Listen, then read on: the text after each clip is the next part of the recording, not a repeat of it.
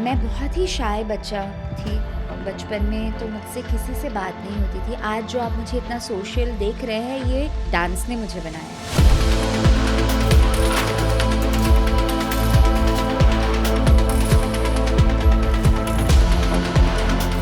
ये एक मौका दिया गया होता, अगर एक चॉइस दी गई होती तो शायद मैं भरतनाट्यम सीख रही होती। सम is the last step with which you finish, you take a pose and you stop। उस पोज में अधिकतर जो पहले के धा होते थे, सम होते थे, वो नीचे की तरफ ख़त्म होते हुए होते थे और नज़र नीचे रुकती थी।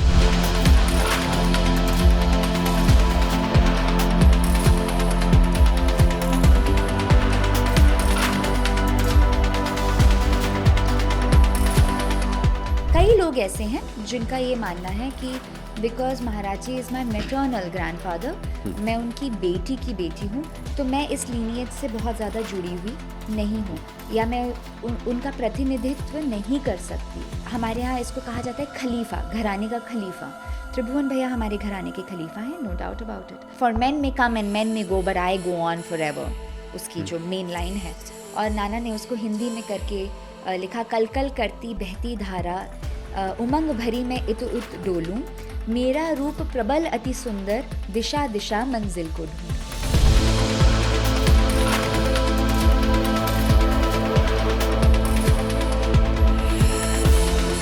उस्ताद जाकिर हुसैन साहब ने बहुत फेमसली कहा है कि कोई भी दो इंस्ट्रूमेंट्स अगर साथ बज रहे हैं तो उनका म्यूज़िक फ्यूज़ हो रहा है, तो वो भी फ्यूजन ही है। 7 out of 10 people will ask me, जो कि अनजान है of course, will ask me कि अच्छा आप डांस करती हैं, मगर और प्रोफेशन मतलब आप फुल टाइम यही करती हैं? उनको एक डिसबिलीफ होता है कि इसमें आप फुल टाइम काम करके भी कमाई कर सकते हैं क्या? Which is sad, how can a young dancer find it sustainable. आपका बड़ा फेमस गाना है कोक स्टूडियो से, होली आई रे, हाउ दैट जर्नी हैपन? तो मेरे pass out of the blue इसके लिए कॉल आया, एंड मैं इनफैक्ट एक हॉलीडे पे जाने वाली थी उन डेट्स पे, एंड उससे हार्डली 2-3 दिन पहले फ़ोन आया, एंड उन्होंने कहा कि ये तारीख है और आपको अगर आप फ्री हैं तो हम ये करना चाहते हैं। सर मैं तो फ्री नहीं हूँ। तो बोले कोई ऑप्शन नहीं है, हम डेट तो नहीं शिफ्ट कर सकते, विशाल मिश्रा की डेट आई है। किसी ने बहुत बखूबी कहा है, इश्क की कहानी तो एक ही थी पर किरदार बदलते गए। अगर हम किरदार की बात करें, आज की हमारी मेहमान है, इनका पहला इश्क कथक था, फिर इन्होंने कई किरदार बदले पर इनका इश्क कथक तो रहा। साथ में अनेकों किरदार लाइक थिएटर में आर्ट परफॉर्म करना, मूवी में परफॉर्म करना, एक अच्छा पेंटर होना, एक अच्छा होस्ट होना, जिनके दूरदर्शन के शो को आपने देखा है, और ना जाने क्या क्या। आज हम बात करेंगे इनकी यूपीएससी की जर्नी से लेकर कोक स्टूडियो तक की जर्नी को लेकर। इनकी सबसे बड़ी क्रिटिक इनकी मम्मी रही है, कैसे, इन्हीं के मुंह से आज हम जानना चाहेंगे। आज हम बात करेंगे उस आर्टिस्ट की जो कि चाहती है अगर उमराव जान का एक रीमेक बने तो इनको इसमें ज़रूर लिया जाए। मुगले आज़म मूवी की फ़ैन आज की हमारी मेहमान शिंजनी कुलकर्णी मैम, आपका बहुत बहुत स्वागत है ताल तत्वा की कथक की पॉडकास्ट सीरीज़ में। Thank you so much Tarun ji. जी मैम, अगर हम बात करें आपकी बचपन की, आपका जन्म एक लेगेसी के परिवार में हुआ, 9 जनरेशन से आप कथक सीख रही हैं। अपार्ट फ्रॉम दैट, आपके बचपन में कैसा आपके घर में माहौल था, आप कैसी बचपन रहा, आप कैसी बच्ची थी, कैसा आपका बिहेवियर था, वहीं से हम शुरुआत करना चाहेंगे। अगर मैं अपने मम्मा के हिसाब से कहूँ तो मेरी माँ का मानना है कि मैं बहुत ही अच्छी, सुलझी हुई और ओबीडियंट चाइल्ड थी, बिल्कुल तंग नहीं करती थी, इवन तो अब मैं उन्हें बहुत तंग करती हूँ। मेरे घर का माहौल कुछ इस तरह का है कि मेरे फादर पेंटर हैं, मेरी मदर मूर्तिकार हैं, स्कल्प्टर हैं, और परिवार में सभी लोग कलाकार रहे हैं। मेरे मैटर्नल ग्रैंडफादर के बारे में सभी लोग जानते हैं, पद्म विभूषण पंडित बिरजू महाराज जी। मेरे paternal grandfather late DH Kulkarni साहब, वो भी एक आला दर्जे के पेंटर थे, और कर्नाटका में, साउथ इंडिया में उनका बहुत नाम रहा है, क्योंकि उन्होंने अजंता एलोरा केव्स के ऊपर बहुत शोध किया है, बहुत रिसर्च किया है और बाटिक वर्क्स किए हैं। तो जो माहौल मुझे बचपन में मिला वो बहुत आर्टिस्टिक था। टू द पॉइंट कि जब मैं ज़्यादा देर पढ़ाई कर लेती थी, ख़ास करके मेरे बोर्ड ईयर्स में, तो मेरे पापा मेरी किताबें अपनी अलमारी में लॉक कर देते थे कि इतना पढ़ के क्या मिलेगा, हम में से कोई नहीं पढ़ता है, तुम क्यों परेशान हो रहे हो। तो मैं सेफली ये कह सकती हूँ कि नॉर्मली जो बच्चों को पेरेंट्स कहते हैं और उनसे जो अपेक्षाएं रखते हैं, उससे उसके मुकाबले मेरे लिए थोड़ा सा फ़र्क था, मेरे लिए पैरामीटर्स फ़र्क थे। मगर मुझे स्कूल जाने का मन नहीं करता था, सिंपली बिकॉज़ मेरे घर में इतना कुछ हो रहा होता था, इतना कुछ एक्साइटिंग हो रहा होता था आर्ट से रिलेटेड। हर समय कोई ना कोई तैयारी, कोई कॉन्सर्ट की तैयारी, कोई एग्ज़िबिशन की तैयारी, और घर में मजमा लगा रहता था। So that has been my childhood, some of the most golden memories of my life. जी। अभी आपने बात की अपने चाइल्डहुड की, अगर हम बात करते हैं कथक डांस की, एक एक्सप्रेशन इज़ बहुत इंपॉर्टेंट फैक्टर है। आपने रॉकस्टार मूवी देखी हो तो रणवीर कपूर एक दर्द ढूंढते हैं, काइंड ऑफ एक इमोशंस ढूंढते हैं। कई बार क्या होता है कि आप बच्चों को सिखाती भी हैं, तो उसमें क्या होता है कि बच्चों को अगर सीखना है एक ऐसा दर्द या ऐसा इमोशन जिनके बारे में उनको पता नहीं है, तो वो बच्चे कैसे आप बच्चों को सिखाती हैं, कुछ आप स्टेजेस को बांट के रखती हैं, इन्हीं के लिए ये इमोशंस हुए या ये ही फैक्टर कंसिडर करने हैं? नहीं, देखिए, जैसे कि आजकल कई लोग पेरेंटिंग में कहते भी हैं कि हर समय बच्चे को डिस्ट्रैक्टेड रखना या बिज़ी रखना ज़रूरी नहीं है। अगर वो बोर हो रहा है तो उसे होने दो, that is also part of growing up. Similarly, अगर उसे दुख महसूस हो रहा है किसी चीज़ का, आपने अगर कोई चीज़ उसने मांगी, आपने नहीं दी, and the child is feeling bad about it, it's okay, because that is also a part of life. तो इमोशंस जब तक आप सामने से फेस करना नहीं जानेंगे और अलग अलग तरह के इमोशंस को जिएंगे नहीं, आप उन्हें समझेंगे नहीं, और अगर समझेंगे नहीं तो उन्हें बयां कैसे करेंगे। जब हम सिखाते हैं तो हम एज अप्रोप्रिएट चीज़ें सिखाने की कोशिश करते हैं, ताकि जो आयाम उस बच्चे ने अभी अपने जीवन में देखा ही नहीं, वो हम उनसे एक्सपेक्ट नहीं कर सकते कि वो डांस के ज़रिए दिखा सके। हाउएवर, ये भी ज़रूरी होता है कि आप बच्चों को हर तरह के मिरियड इमोशंस में प्ले करने दें, right? Whatever is all right for their age, whatever does not take away from their innocence, that should be allowed. And उनको बहुत ज़्यादा कुकून में अगर आप रखेंगे तो not only as a dancer but also as a person, I think वो एक लिमिटेशन के साथ बड़े होंगे। जी, अभी आपने बात की बच्चों की, अगर हम बात करते हैं कि कथक का क्या इंपॉर्टेंस है बच्चों की पर्सनली डेवलपमेंट में, अगर हम बात करें डांस को सीखने में बहुत मेहनत लगता है या अदर फैक्टर हम कंसीडर करें तो? मुझे ऐसा लगता है कि कथक के ज़रिए आप बहुत सी और चीज़ें सीखते हैं other than the dance form itself. Anger management एक ऐसी चीज़ है जो हम बच्चों में आजकल बहुत ज़्यादा देखते हैं। ADHD देखते हैं, अटेंशन डेफिशिएंसी। हम देखते हैं कि बच्चे जो हैं वो पहले के जैसे किसी भी चीज़ को लेके परसिस्टेंट नहीं है, अब बहुत जल्दी छोड़ देते हैं। अगर थोड़ी सी नाकामी आई तो उनको लगता है कि oh this is too tough for me, never mind. But classical art forms आपको वो सिखाते हैं बिकॉज आपको ये मास्टर करने में उतना टाइम लगता है। Not just classical art forms, आप जैसे अगर कोई मार्शल आर्ट ट्रेनिंग भी लेते हैं तो it makes you tough, not just physically but mentally. Similarly dance also makes you mentally very tough, क्योंकि 5-6 घंटा डांस करना बिकॉज यू लाइक इट, और म्यूज़िक चला के कुछ भी डांस करना कहने में अच्छा लगता है, पर जब आपको करना पड़े और एक ही चीज़ करनी है because you have to get better at it, वहाँ पे लोग छोड़ देते हैं। अगर मैं अभी एक गाना लगाऊं और आपको बोलूं कि लेट्स डांस, आप इन्जॉय करेंगे। पर अगर मैं आपको बताऊं कि नहीं, आपको ऐसे ही डांस करना है, इसको ऐसे ही करना है, आपका इंटरेस्ट ख़त्म हो जाएगा, क्योंकि आपको मैंने बांध दिया, मैंने आपको एक तरीके के बंदिश में डाल दिया, और वो कोई नहीं इन्जॉय करता है।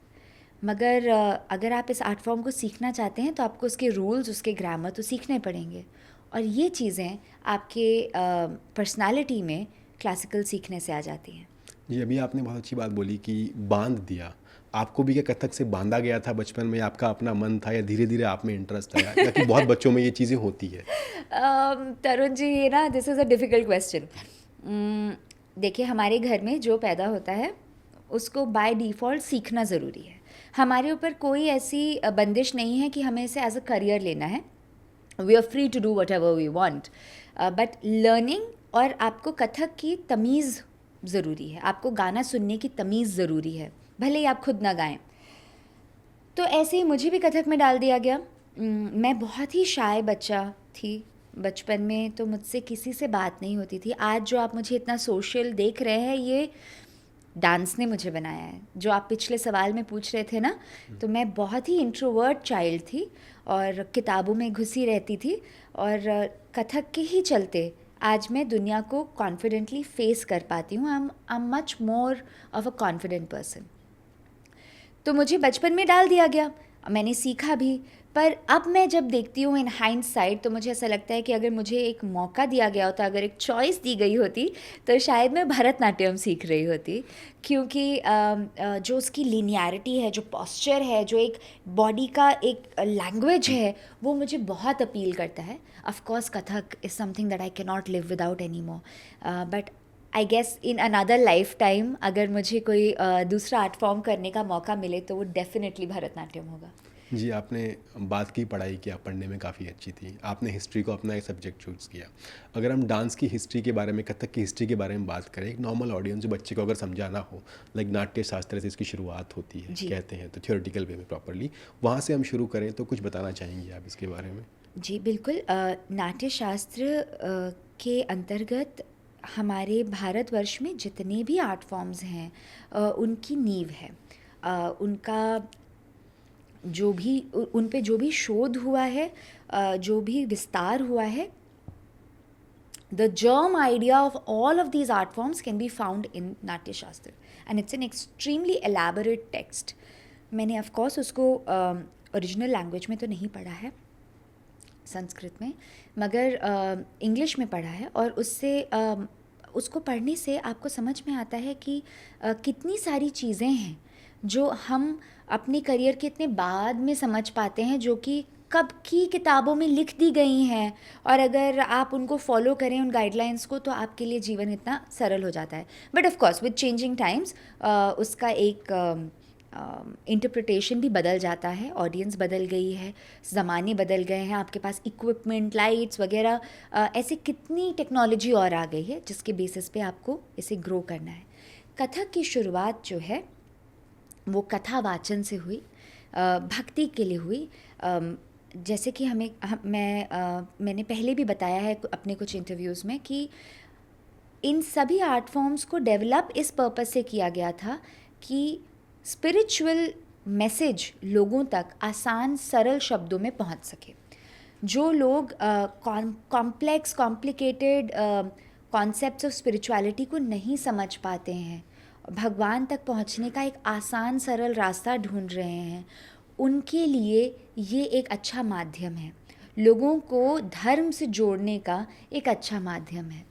क्योंकि art and music, dance music के चलते it's easy to absorb, easy to understand, and something that you want to watch again and again.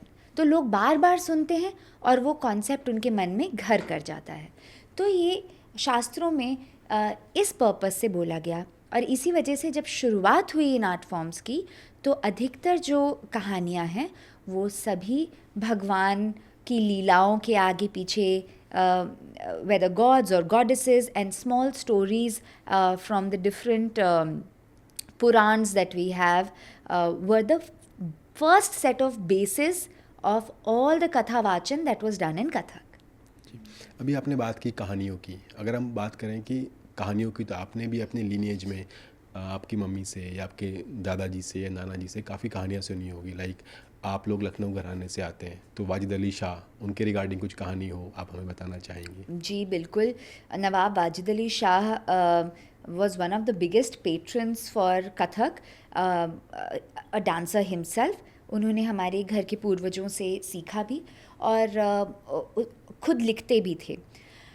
उनके कोर्ट में कथक का एक अलग दर्जा रहा, और हम जो मुग़ल काल की बात करते हैं, वो मुग़ल तो कम है क्योंकि मुग़ल्स तो दिल्ली में थे, और अब इस टाइम तक आते आते मुगल्स का जो वर्चस्व था वो भी कम हो गया था, बिकॉज़ उनकी पावर भी डिक्लाइन में थी। मगर नवाब वाजिद अली शाह के कोर्ट में बहुत पेट्रनेज मिली, बहुत सपोर्ट मिला, और कथक फ्लरिश कर रहा था। ये वो टाइम भी है जब इस्लामिक इन्फ्लुएंसेस कथक के अंदर आने लगे, क्योंकि जो मास्टर था, जो पेट्रन थे, वो इस्लाम फॉलो करते थे, और वो टेंपल में होने वाले जो भक्ति से रिलेटेड कहानियाँ थीं उनको या तो समझते नहीं थे, या वो उनके लिए उतनी इम्पॉर्टेंट नहीं थी, क्वाइट राइटली सो, और वो ऐसा कुछ देखना चाहते थे जो उन्हें समझ आता हो, या फिर for the purpose of entertainment more than spirituality. तो the reason for watching dance changed. इस समय हम देखते हैं कि डांस का कॉस्ट्यूम, कथक का कॉस्ट्यूम बदल जाता है। आप पेशवा पहनने लगते हैं, आप अंगरखे पहनने लगते हैं, अंगरखे, आप छपका पहनते हैं, जिसको नॉर्थ इंडियन बेल्ट में पासा भी कहा जाता है, और साथ ही में डांस के अंदर इस्तेमाल होने वाली कई तरह की एलिमेंट्स, म्यूज़िक, वो भी बदल जाता है। आप इस समय तराने भी देखते हैं इस्तेमाल होने लगते हैं। इसके आगे आप देखते हैं कि और काफ़ी बाद में मगर गज़ल वगैरह भी यूज़ होती हैं फॉर परफॉर्मेंसेस। सलामी का तोड़ा एक ऐसा एग्ज़ाम्पल है कि ये दरबार के लिए बना था कि आप नवाब साहब के सामने नाच रहे हैं, शुरू कर रहे हैं, तो शुरू करने से पहले सलाम करेंगे, तो एक सलामी का तोड़ा है। तो इस तरह की इन्फ्लुएंसेस जो हैं वो कथक में इस समय पे आए, क्योंकि your patron, your master had changed. जैसे सलामी का तोड़ा होता है, सलामी के तोड़े का बड़ा इस बात का, अदब का बड़ा ध्यान रखा जाता है कि कोर्ट के अंदर कोर्ट एटिकेट्स रहती हैं। तो अगर आप नवाब साहब के सामने परफॉर्म करने आए हैं तो आप सिंपली आके डांस करना शुरू नहीं कर सकते। He is the king of the land, तो आपको पहले उन्हें सलाम करना है, और सलाम भी उल्टे हाथ से नहीं किया जा सकता, आपको सीधे हाथ से ही करना है, या फिर दोनों हाथों से करना है, नज़र झुका के रखनी है, उनके कदमों की तरफ रखनी है। ये सब कोर्ट एटिकेट्स कथक के अंदर आने लगी। तो जब हम सम भी लगाते हैं तो धा करके जो नज़र नीचे छोड़ते हैं, वो एक मार्क ऑफ रिस्पेक्ट के तौर पे भी उसको इंटरप्रेट किया जा सकता है कि जो शुरुआती जो कथक के सम हैं, अब तो ऑफ कोर्स उसमें बहुत वेरिएशंस आ गए हैं, अलग अलग तरह के सम is the last step with which you finish, you take a pose and you stop. उस पोज में अधिकतर जो पहले के धा होते थे, सम होते थे, वो नीचे के तरफ ख़त्म होते हुए होते थे और नज़र नीचे रुकती थी। तो इसको स्कॉलर्स इस तरह से भी इंटरप्रेट करते हैं कि नज़र नीची है अदब में ध्यान से, और ये सभी जो हैं वो सलाम के एक वेरिएशंस में है कि जैसे एक ताधा करके एक सम लगता है जिसमें कि दोनों कलाई मूव करती है, ताधा, और ये एक सलाम का इशारा है। तो मैं बाएं हाथ से कर रही हूँ, ये इस तरफ है because your camera is this side. जी, आपने अभी बात की सलाम की, और आपकी one of the favourite movie रही है मुगले आज़म, तो उसके रिगार्डिंग आप बात करना चाहेंगी, कथक का उसमें कितना इन्फ्लुएंस था, आपको क्या, और आपको पर्सनली क्या इन्फ्लुएंस किया उस मूवी में? Mughal-e-Azam is an all time favourite, सभी को बहुत बहुत पसंद है। इसमें मेरे ग्रेट ग्रैंडफादर पंडित लच्छू महाराज जी की कोरियोग्राफी भी है, मोहे पनघट पर नंदलाल छेड़ गए रे, और इतना खूबसूरत अभिनय, भाव अभिनय, बारीकी की बात हुई है। साथ ही में इसमें गोपी कृष्ण जी ने मधुबाला जी के लिए कुछ चीट शॉट्स भी किए हैं। जो स्पिन्स आप देखते हैं शीश महल के अंदर, जब प्यार किया तो डरना क्या, वो स्पिन्स एक्चुअली गोपी कृष्ण जी ने किए हैं। What a legend of Kathak dance. मुझे खास करके उस फिल्म में ओवरऑल जिस तरह से आर्ट फॉर्म्स को ट्रीट किया गया है, जिस सेंसिटिविटी के साथ प्यार को दिखाया गया है, वो चीज़ बहुत टच करती है।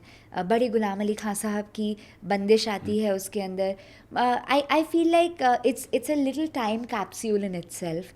और ऑफ कोर्स एक छोटा सा बायस तो मेरे मन में रहेगा ही कि जिस तरह का अभिनय भाव है कि कंकरी मोहे मारी और गगरिया फोड़ डाली, आप अगर उसका वीडियो देखेंगे, अपने व्यूअर्स को दिखाएंगे, तो आप देखेंगे कि कितना महीन भाव उसमें हुआ है। जी, अभी आपने बोली बात की लच्छू महाराज जी की बात बोली आपने, तो आप एक लीनिएज से आती है। अगर हम लीनिएज की बात करें तो लोगों के लिए एक आपके लिए एक प्रेशर होता है लीनिएज का, उसको कैरी करना। लोग आपको बहुत जज करते हैं। एक पैरामीटर ये हुआ, एक पैरामीटर ये हुआ कि लीनिएज से आप आती हैं कि जो समाज हमारा है, आपने हिस्ट्री पढ़ा है, एक पेट्रियार्कल सोसाइटी होता है। कथक भी बात करें कि पहले तो मेल लोग ही परफॉर्म किया करते थे, फीमेल का तो आज के चलन में चलन आया है।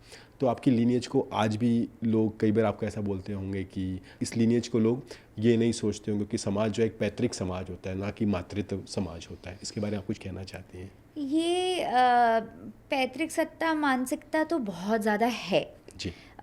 मगर इसके ना दो पहलू हैं। कई लोग ऐसे हैं जिनका ये मानना है कि because Maharaj ji is my maternal grandfather, मैं उनकी बेटी की बेटी हूँ, तो मैं इस लीनिएज से बहुत ज़्यादा जुड़ी हुई नहीं हूँ, या मैं उनका प्रतिनिधित्व नहीं कर सकती, मैं उनकी प्रतिनिधि नहीं हूँ। ये बात अलग है कि मैंने उन्हीं से सीखा है। मैं अपने बड़े मामा पंडित जयकिशन महाराज जी की आज भी शागिर्द हूँ और हमेशा मरते दम तक रहूँगी। मगर लोगों को ऐसा लगता है कि पैटर्नल फैमिली का जो ट्रेडिशन होता है, ऑक्यूपेशन होता है, वही आप फॉलो कर सकते हैं। मेरे बड़े भैया हैं Tribhuvan Maharaj ji, who is a wonderful Kathak dancer, and हमारे यहाँ इसको कहा जाता है खलीफा, घराने का खलीफा। तो त्रिभुवन भैया हमारे घराने के खलीफा हैं, नो डाउट अबाउट इट। पर क्या मैं उसको रिप्रेजेंट नहीं करती हूँ या मेरे फीमेल कज़न्स उसको रिप्रेजेंट नहीं करते हैं? I don't think so. But मुझे इसके चलते एक बहुत ही इंटरेस्टिंग पर्सपेक्टिव मिल पाता है कि मैं जहाँ चाहूँ वहाँ पर एक स्टेप बैक लेकर के कोई एक एक्सपेरिमेंट भी कर सकती हूँ, जो कि एक ट्रेडिशनल माइंडसेट से देखा जाए तो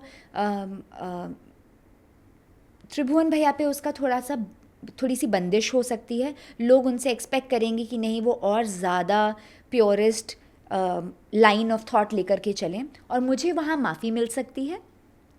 और दूसरी तरफ ये भी होता है कि मुझे बहुत प्यार भी मिलता है। सब लोगों की थॉट ये नहीं होती है। कई लोग इस बात को समझते हैं कि it is such a big blessing कि आपको इतना समय एक लेजेंड के साथ इतनी प्रॉक्सिमिटी में मिला कि आप सीखे not just the dance form but way of life, way of thinking, and उसके वजह से आपका आर्ट फॉर एवर के लिए एक तरीके से इम्पैक्ट हो चुका है। तो ये दोनों तरीके की बेनिफिट मुझको मिल पाती है। I see the best of both worlds. जी, आपने अभी बात की एक्सपेरिमेंट की। आपने कथक 3 साल की उम्र से सीखना शुरू कर दिया था, तो आपका एक्सपेरिमेंटल जर्नी कॉलेज में शुरू हुई या स्कूल टाइम में शुरू हो गई थी या उसके बाद हुई? नहीं, मैं कहूँगी कि जब मैंने प्रोफेशनली परफॉर्म करना शुरू किया, मैं अपने डेब्यू शो में ही मैंने एक एक्सपेरिमेंट करने की कोशिश की, और वहाँ से मैं मानूंगी कि मैंने सचमुच अपनी क्रिएटिव वॉइस ढूंढनी शुरू की। जब तक मैं अपने स्कूल में थी और कॉलेज में थी, मेरे लर्निंग डेज चल रहे थे, तो मैं वो परफॉर्म करती थी जो मुझे बताया जाता था। या कॉलेज में कभी मस्ती पानी में कभी कोई गाना, वो होते हैं ना कॉलेज क्लब्स होते हैं, उनमें कुछ मिक्स एंड मैच कर लिया, तो वहाँ तक तो माफ़ी भी थी, because you are not a professional, you are not representing anything. But when I started performing professionally, my first debut show in Delhi, in Triveni Kala Sangam, I decided to perform to a English poet, Lord Alfred Tennyson, and a very famous poem by him, The Brook.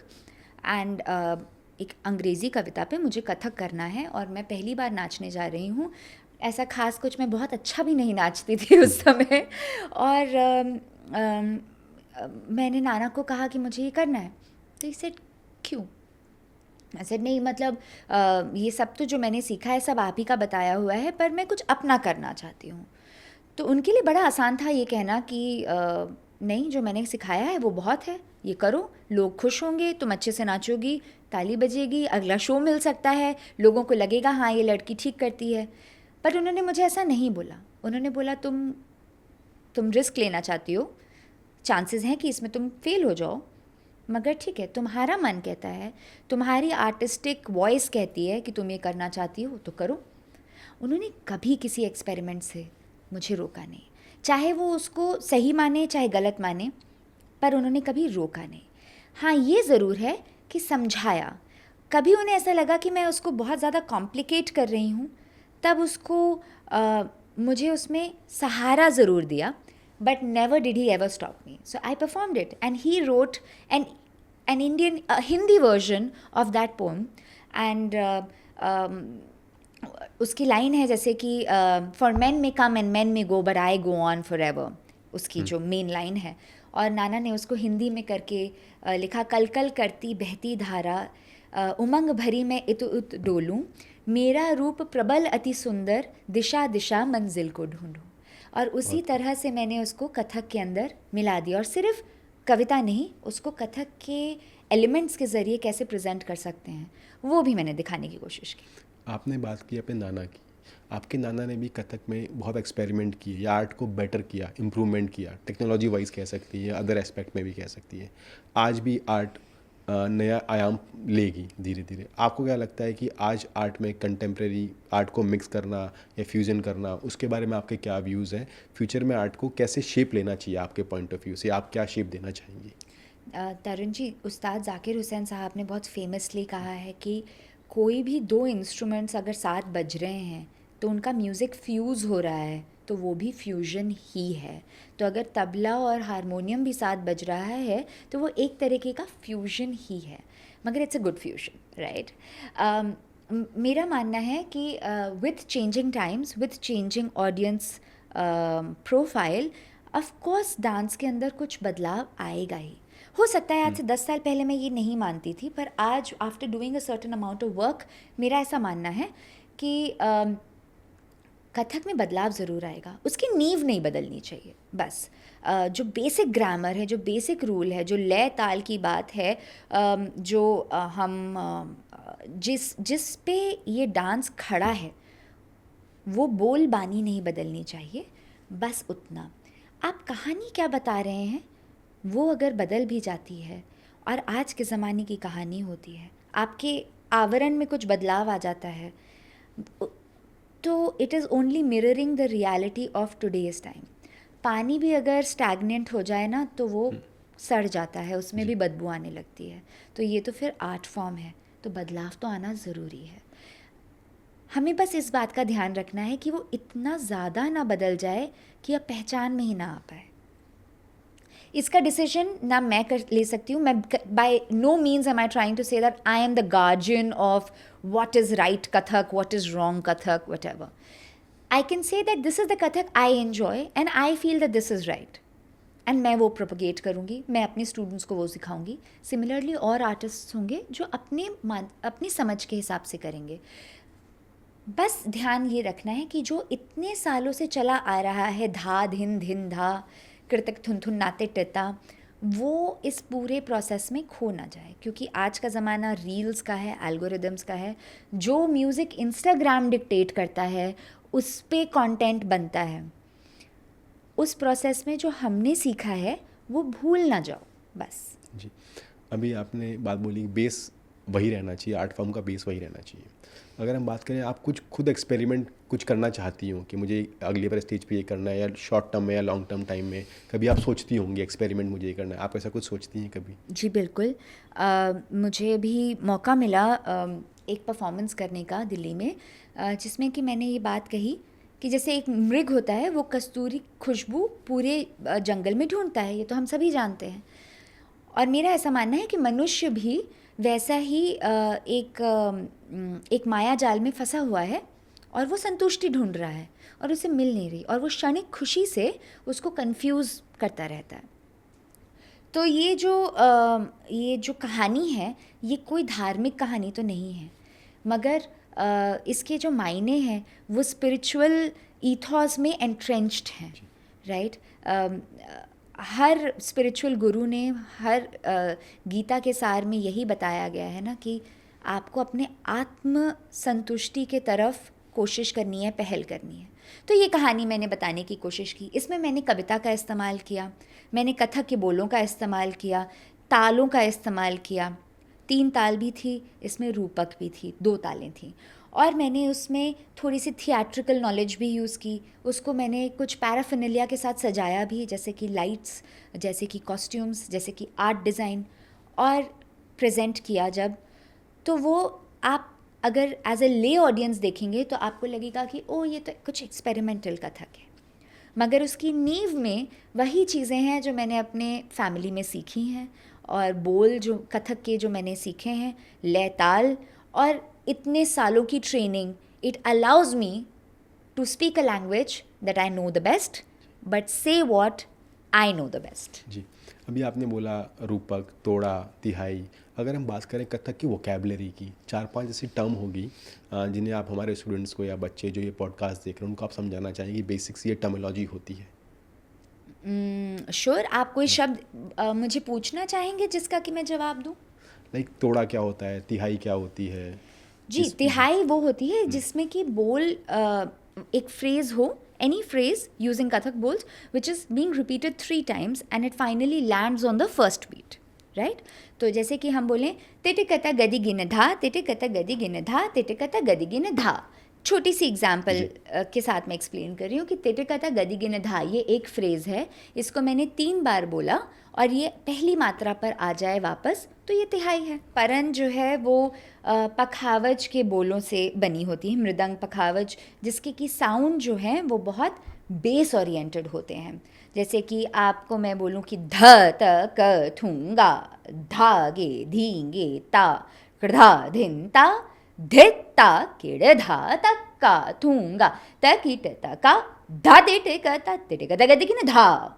तो ये जो बोल हैं इसमें आप देख सकते हैं कि वज़नदार बोल हैं, ये सभी पखावज के अंग से लिए गए हैं और इसी वजह से इसको परन शैली में गिना जाता है। जी, अभी आपने बात की परन की या तिहाई की। कथक की डांस फॉर्म को या आर्ट फॉर्म को वेरियस पार्ट्स में हम तोड़ सकते हैं। आपका फेवरेट पार्ट कौन सा होता है जब आप परफॉर्म करती हैं तो? मुझे तो वैसे परने बहुत पसंद हैं। प्रमीलू भी मुझे बहुत पसंद है। प्रमीलू इज़ बेसिकली जहाँ पे नेचर से साउंड्स लेकर के बंदिशें बनती हैं, जैसे कि बारिश का गिरना, नदी का बहना, झिंगुर की आवाज़, मेंढक की आवाज़, इस तरह के जो घुंघरुओं की झनक झनकार, इस तरह की आवाज़ों को मिला करके प्रमीलू बनता है। एक प्रमीलू आपको सुनाती हूँ जिसमें कि आपको इसमें झलकी मिलेगी कि कैसे बिजली चमकती है, बर्ड बोलती है और अलग अलग इंस्ट्रूमेंट्स की आवाज़ आ रही है। दिन दिन ना त्रिगदिन थेरिकिट तग तग थेरिकिट तग धिलांग धूम कीट डीम क डीम तड़ी दीम तत कुकुदा तत थे तत कुकुदा तत थे तत कुकुदा तत थे तड़ी दीम तत कुकुदा तत थे तत कुकुदा तत थे तत कुकुदा तत थे तड़ी दीम तत कुकुदा तत थे तत कुकुदा तत थे तत कुकुदा तत थे। ये बहुत खूब। अगर हम एक वियर्ड सवाल पूछते हैं आपसे, वियर्ड इन द सेंस कि कई बार आपको भी लगता होगा आर्टिस्ट को लोग बड़ा एक वियर्ड पॉइंट ऑफ व्यू जज करते हैं या वियर्ड क्वेश्चन पूछते हैं, या कभी आपको किसी ने बहुत वियर्ड बात बोला हो कि लाइक आर्टिस्ट को पैसा नहीं होता या आर्टिस्ट तो यूँ होते हैं, कुछ भी एक बात आपको कभी फील हुई हो, सुनी हो? अधिकतर लोगों के मन में यही थॉट होता है कि अगर आप कलाकार हैं तो या तो आपके पास पैसे नहीं हैं या आप कमा नहीं पा रहे हैं। मैक्सिमम लोग, मतलब 7 out of 10 people will ask me, जो कि अनजान है of course, will ask me कि अच्छा आप डांस करती हैं मगर और प्रोफेशन, मतलब आप फुल टाइम यही करती हैं। उनको एक डिसबिलीफ होता है कि इसमें आप फुल टाइम काम करके भी कमाई कर सकते हैं क्या, which is sad and also extremely disheartening, because फिर ऐसे ही लोग वो भी हैं जो बिना टिकट खरीदे शोज़ देखना चाहते हैं, आर्ट को सपोर्ट भी नहीं करना चाहते हैं। तो अगर आप टिकट्स खरीदेंगे नहीं तो ये हमारी रियलिटी हो ज़रूर जाएगी, अगर आज नहीं भी है तो। जी, अगर हम बात करें, आपने बोला कमाई का, हम इस कमाई को उन बच्चों के लिए, उन पेरेंट्स के लिए बताना चाहेंगे कमाई को हम कैसे बांट सकते हैं। लाइक एक एकेडमी कर सकते हैं हम, इन शोज़ में कुछ पैसा मिलता है, इंटरनेशनल शो, नेशनल शो, और कुछ मीडियम्स हो सकते हैं इनके जो, लाइक आप होस्ट भी रही हैं, आपने मॉडलिंग भी किया है, बहुत चीज़ों को आपने संजोया है अपने करियर में। देखिए, मैंने तो ये सब चीज़ें की हैं out of my own choice. In my early days, during my college days which were my experimental days, I have done modelling, I have done acting for movies also, theatre भी किया है। I am very proud to say that I am a conversationalist, having done conversations with famous people like Shashi Tharoor, Devdutt Pattanaik, जिनसे कि बात करने में घबराहट होती है, बट ये सब मैंने अपने शौक के लिए किया था, इसलिए नहीं कि मुझे पैसे सप्लीमेंट करने थे अपने काम से। कथक ने touch wood by God's grace मुझे शुरुआत से अफ्लोट रखा है। मैं कथक परफॉर्म करके और सिखा करके इतना कमाई कर सकती हूँ, कर रही हूँ, जिससे कि मुझे और कुछ करने की ज़रूरत ना पड़े। और मैं साथ ही में आपको ये भी बताना चाहती हूँ कि मैं मैक्सिमम स्टूडेंट्स को प्रो बोनो सिखाती हूँ, बिना कोई पैसे लिए। मेरी एकेडमी है साई शिंचनी academy of fine arts and culture, जो कि नोएडा बेस्ड एक चैरिटेबल इंस्टीट्यूशन के साथ टाई अप में है, और हम वहाँ पर अंडर प्रिविलेज बच्चों को फ्री ऑफ कॉस्ट सिखाते हैं। उन बच्चों को जिनमें बहुत टैलेंट है मगर उनके पास वो सुविधा नहीं है कि वो कथक की क्लासेस में जा सकें। अब आपको मैं अगर कहूँ कि how can a young dancer find it sustainable to do Kathak, देखिए 2, 3, 4 तरीके हैं। सबसे पहले तो हमको ये एक्सेप्ट करना ज़रूरी है कि हर वर्ग के बच्चे क्लासिकल में करियर बना सकते हैं, आर्ट में करियर बना सकते हैं। एक बहुत बड़ी फ्लरिशिंग इंडस्ट्री है इंडिया में, वो है एंटरटेनमेंट इंडस्ट्री। अगर आप स्टैटिस्टिक्स पुल आउट करेंगे तो आप देखेंगे कि कितनी बड़ी इंडस्ट्री है, कितने लोगों को एम्प्लॉय करती है और हर साल किस मार्जिन से ग्रो कर रही है। सेकेंड है वेडिंग इंडस्ट्री। वेडिंग इंडस्ट्री के अंदर आज के टाइम पे डांसर्स का जॉब बढ़ता चला जा रहा है, not just as performers. There are dancers who are doing choreographies, there are dancers who are doing entries and exits with brides, and I'm talking big weddings जहाँ पे 100 crores worth of money is spent like water. उसी तरह से एक teaching industry है जहाँ पर कि dance has to be taught to various age group of people. Similarly there is art happening for the corporates for the purpose of mental peace, refocusing and aligning yourself, becoming bodily aware. तो ये इतनी अलग अलग industries हैं जहाँ पर कि artists and dancers employ हो सकते हैं other than actually just being performers. और ये बहुत बड़ी इंडस्ट्रीज़ हैं अगर आप इसको सही से हार्नेस करना चाहें. एंड अगर एक इंडस्ट्री जिसके बारे में मैं बात करना टोटली भूल गई is social media influencers. Influencers are able to earn massive money, unbelievable amounts of money, just by creating content and pushing it out to the right people and then doing brand collabs. I'm not saying all classical artists can do that, but the ones who want to, who need to fend for themselves this way, why not? अभी आपने बात किया different industries को, आपने हमें explain किया. अगर हम बात करते हैं कि आप किसी स्टेज पे परफॉर्म करती हैं तो आपका कोई फॉर्मेट रहता है कि मुझे इस स्टेप के बाद ये करना है, एक ओवरव्यू आप सोच के जाती है, आप कैसे थीम रखती हैं अपना परफॉर्मेंस का? 2 तरह के परफॉर्मेंसेस होते हैं. एक होता है जो कॉन्सेप्चुअल होता है, जैसे मैं अभी वो हिरण की बात कर रही थी, मृग की. उसमें मूवमेंट्स थोड़े से फिक्स्ड होते हैं. मूवमेंट्स अगर नहीं भी फिक्स्ड होते तो फ्लो फिक्स्ड होता है क्योंकि आप एक कहानी बता रहे हैं तो वो तय होती है. और एक होता है जो ट्रेडिशनल सोलो प्रेजेंटेशन होती है, उसमें आप बस स्टेज पर जाते हैं and you let a divine power guide you. तो आपको ये तो पता है कि अच्छा आज मैं जा रही हूँ, आज मैं पंचम सवारी नाचने वाली हूँ या मैं आज 13 मात्रा जैत ताल नाचने वाली हूँ, मगर उसमें कौन सी बंदिशें होंगी, क्या सीक्वेंस होगा, क्या ऑन द स्पॉट मुझे एक पुरानी बंदिश याद आ जाएगी जो मैंने कभी अपने क्लास में सीखी थी नाना से या चीकू मामा से, और वो मैं ऑन द स्टेज एकदम से करना चाहती हूँ. तो वो एक आपकी गट फीलिंग है जो, या जिसको कि मैं डिवाइन पावर बोल रही हूँ, वो आपको गाइड करती है.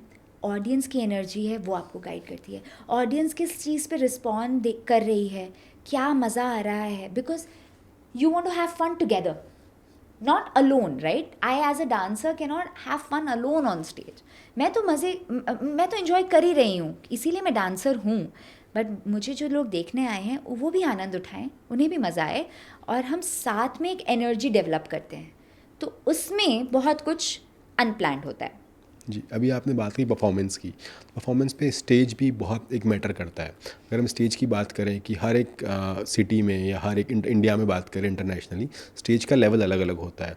तो किस स्टेज आर्टिस्ट के लिए आपके लिए कंफर्टेबल ज़्यादा होता है, या कोई स्टेज अगर कंफर्टेबल नहीं है कि अगर आर्टिस्ट परफॉर्म करने जा रहा है, तो आप उसे कैसे कॉप अप करती हैं उन चीज़ों को? देखिए, विदेशों में तो एक एक स्टैंडर्डाइजेशन होती है। अधिकतर शोज़ ऑडिटोरियम्स में ही होते हैं, जो एटलीस्ट जो मैंने परफॉर्म किए हैं वो तो ऑडिटोरियम्स में ही रहे हैं। और वहाँ पे या तो वुडन फ्लोर आपको मिल जाएगा या ब्लैक फ्लोर जो होता है, उसका एग्जैक्ट नाम मुझे भी याद नहीं जी। है, आप चेक करके बता सकते हैं, वो मिलता है, which is decent. I prefer wooden flooring the wooden best, flooring. Because उसी पे हमको बचपन से आदत रही होती है। डांस स्टूडियोज़ में भी वुडन फ्लोरिंग होती है, बट इंडिया में आपको हर जगह पे अलग स्टेज मिलता है। जैसे अगर आप संकट मोचन मंदिर में परफॉर्म करने जा रहे हैं, तो वहाँ पे एक मार्बल का एक छोटा सा स्टेज है, मतलब जितनी दूरी पे आप और मैं बैठे हैं बस उतनी ही दूरी का स्टेज होगा रफली। और कई बार अगर बहुत भीड़ है तो लोग स्टेज पे भी बैठे होते हैं, जी। एंड आपको उसी में डांस करना है। उसका माहौल, उसका मूड, उसका चैलेंज, एक्साइटमेंट अलग है। मैंने एक बार झांसी के आगे एक जगह परफॉर्म किया था जहाँ पे कि कच्चा स्टेज था, मतलब मिट्टी का पत्थर और उसके ऊपर मिट्टी लीप के, तो कहीं कहीं ऊबड़ खाबड़ भी था। और वो बहुत ही डिफ़िकल्ट स्टेज था, क्योंकि आप चक्कर लगाते हुए आप कहाँ जा रहे हैं, कहाँ पे डेप्थ है, कहाँ पे ऊंचा है। मैंने बड़े ही अटपटे स्टेजों पे भी परफॉर्म किया। एक मैं आपको बताती हूँ किस्सा। जहानी खुसरो करके एक बहुत बड़ा फेमस फेस्टिवल होता है मुज़फ़्फ़र अली जी का, एंड वो उन्होंने तिजारा फोर्ट में करा। And he is a maverick, he is a maverick genius guy, and one of my idols really. तो उन्होंने बहुत ही एक आर्टिस्टिक, एक रॉक था वहाँ पे, रॉक कट, और उसके पीछे बैकग्राउंड बन रहा था तिजारा फोर्ट का, किले का, बहुत खूबसूरत लग रहा था। उन्होंने उसके आगे स्टेज लगाया कि हम यहाँ परफॉर्म करेंगे कि जब ऑडियंस देखेगी तो उन्हें ऐसा लगेगा कि वो कहाँ कौन से ज़माने में चले गए हैं। थॉट तो बहुत अच्छा है, मगर वो पूरा स्टेज ऐसे ढलान पे था। अब आप समझें कि कठिन क्या है, कि वो ढलान है, स्टेज के ऊपर फ्लेक्स बिछा हुआ है और ओस गिर चुकी है ठंड के वजह से। तो अब मैं फिसल भी रही हूँ, ढलान भी है और मुझे इस पे बैलेंस भी बनाना है। और उन्होंने अपने डिज़ाइनर लेबल हाउस ऑफ कोटवारा के गॉर्जियस कॉस्ट्यूम्स मुझे पहनाए हुए हैं, मगर उनकी एक प्रॉब्लम है कि वो बहुत भारी हैं। तो अब मैं एक चक्कर लगा रही हूँ और दो लग रहे हैं, और उनके वज़न से मैं बैलेंस भी नहीं बना पा रही हूँ और मैं फिसल भी रही हूँ। So it was quite a challenge, but that is why also very memorable, कि कैसे कैसे किस्से हो जाते हैं लाइव शोज़ में। जी, अभी आपने बात की चैलेंज की। एक चैलेंज ये भी होता है कि आर्टिस्ट 10-12 घंटे प्रैक्टिस करता है कई सालों में। तो अगर हम पैरों की या फीट की बात करें, उनका टेक केयर बच्चों को या इनिशियल लेवल पे कैसे करना चाहिए?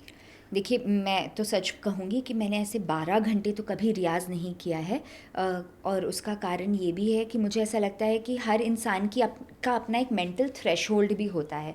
It is amazing for the people who can do it for that long. I personally can not. I would love to get there someday. मुझे पता है कि मैं 4 से 6 घंटे के बाद मेंटली सैचुरेट हो चुकी होती हूँ। फिज़िकली अगर मैं टायर्ड नहीं भी हूँ, पर मैं उसको जितने शार्पली एग्जीक्यूट करना चाहती हूँ शायद ना कर पाऊँ।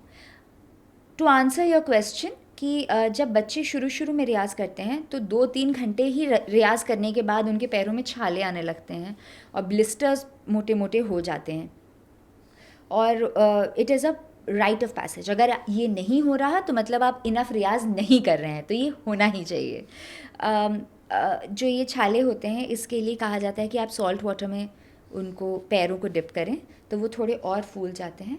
फिर एक स्टेराइल नीडल से आप उनको प्रिक करके खोल सकते हैं और वो कट करके उसके ऊपर ऑइंटमेंट लगा सकते हैं।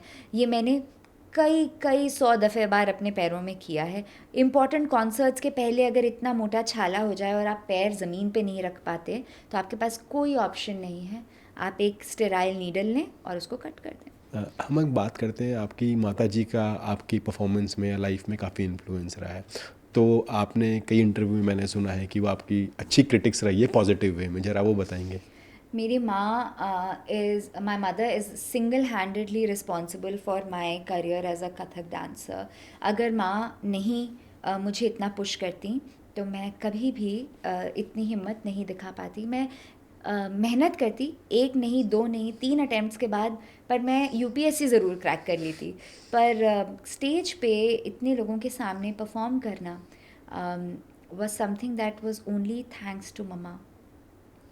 उन्होंने एक विजुअल आर्टिस्ट के नज़रिए से मेरे डांस में करेक्शन करने की कोशिश की है।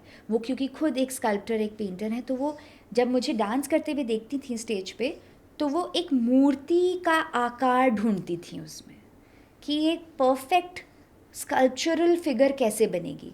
Of course it goes without saying कि वो इतने बड़े घराने में जन्मी है और उन्होंने बचपन से अपने फादर को देखा है, अपने ब्रदर्स एंड सिस्टर्स को देखा है डांस करते हुए, और उन्होंने खुद भी सीखा है, तो उनको कथक की पूरी तमीज़ है। मगर उसके अलावा एक विजुअल आर्टिस्ट का नज़रिया, एक पेंटर का नज़रिया भी उन्होंने स्टेज पे मेरे लिए देखा, जिसकी वजह से मेरे डांस के अंदर मेरा एक अपना ओरिजिनल स्टाइल भी डेवलप हुआ। She is also very very strict because मेरी करियर के पहले 10 साल she has travelled with me in all my concerts, ताकि वो देख सकें, वो मुझे गाइड कर सकें। और क्योंकि obviously Nana was so busy with his own concerts, और उनके पास इतना समय तो था नहीं कि वो हमारे साथ ट्रैवल करें। और वो इतनी बड़ी शख्सियत हैं कि मैं नहीं एक्सपेक्ट कर सकती ना कि मेरे छोटे छोटे कॉन्सर्ट्स में वो जाएंगे मेरे साथ। तो मुझे गाइड कौन करेगा, मुझे कैसे समझ में आएगा कि मैंने क्या सही किया, क्या गलत किया। वहाँ पे माँ ने मेरा बहुत साथ दिया है, और वो अगर ना करती तो ये कभी भी पॉसिबल नहीं था। जब उन्होंने मुझे मेरे पहले 10 शोज़ माफ़ किए, उन्होंने कहा कि इसमें तुम गलत करोगी, तुम अच्छा नहीं नाचोगी, मैं तुम्हें कभी भी 10 में से 7 से ज़्यादा नंबर नहीं दूंगी। आज भी मेरा उनके साथ ये एक रिचुअल है कि अगर वो मेरे शो में आई हैं तो शो ख़त्म होता है, चाहे लोग मुझे स्टैंडिंग ओवेशन क्यों ना दे दें, मैं माँ से जाके पूछती हूँ, माँ 10 में से कितने नंबर। फिर वो मुझे बोलती हैं आज 8.5, या फिर कभी बहुत ही अच्छा शो हो गया तो आज 9, which is very rare because she believes and she is very right in believing कि अगर आपको लगने लगे कि आप बहुत अच्छा नाच रहे हैं तो उस दिन आप स्टैग्नेट हो जाएंगे। जी, अभी आपने बात बोली नंबरिंग की, आपकी माताजी ने आपको नंबरिंग दिया कभी 9, 10, ऐसा कोई शो हो जिसमें आपने अपने आप को 10 नंबर दिया ओ हो कि नेवर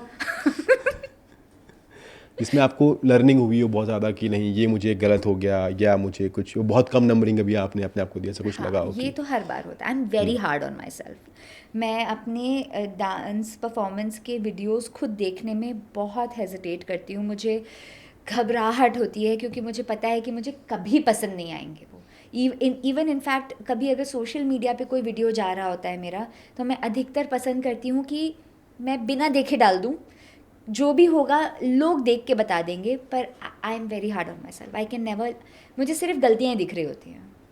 अभी आपने बोला वीडियो की बात की, आज के ज़माने में ऐसा कोई मॉडर्न कथक आर्टिस्ट हो जिससे आप इन्फ्लुएंस होती हो, या पहले कोई आर्टिस्ट हो जिनका आपकी लाइफ में आज भी इम्पैक्ट है?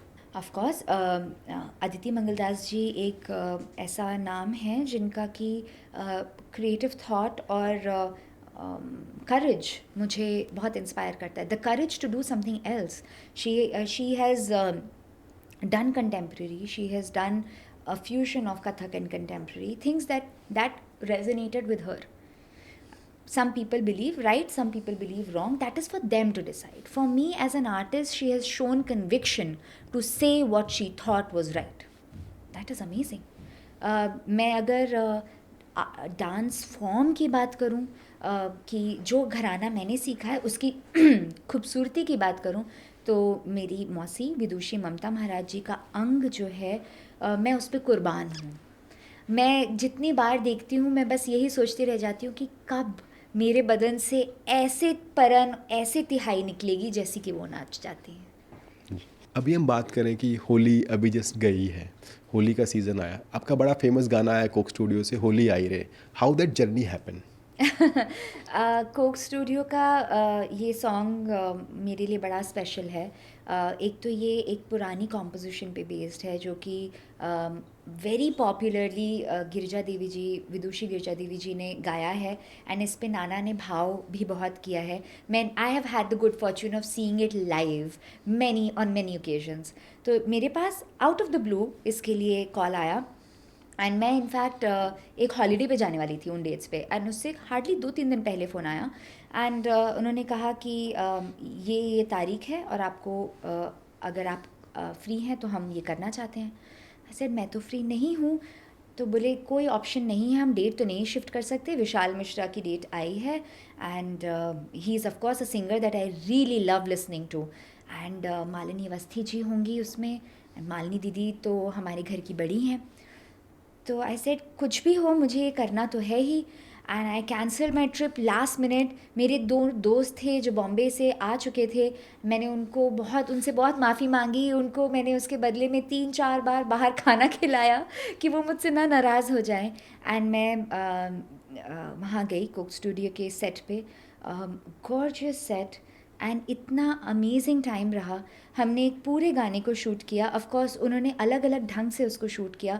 मेन जो एडिट था उसके अलावा उन्होंने हर आर्टिस्ट के लिए एक अलग एडिट क्रिएट किया.